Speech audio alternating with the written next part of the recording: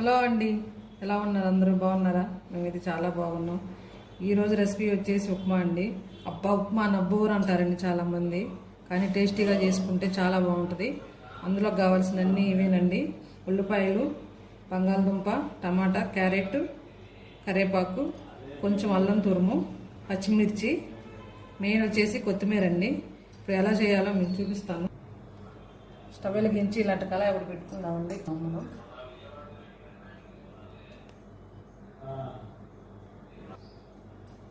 Oil వేడెక్కిందండి. పల్లీలు, ఉల్లు అంటారు కదండి, అవి, ఆవాలు, ఉప్పు, జీలకర్ర, ఇవి కాస్త వేగాలండి. వేగాక ఈ వెజిటేబుల్స్ అన్నీ ఇందులో వేసుకున్నాము. దూరం ఉంది. ఇప్పుడు ఇవన్నీ ఇందులో వేసుకున్నామండి.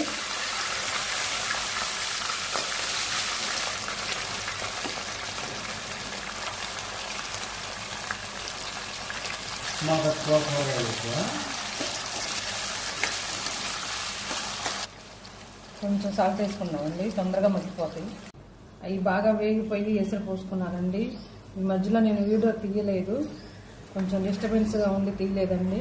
ఇప్పుడు మనం ఈ ఎసురు కాగిపోయి రవ్వ పోసుకున్నాము.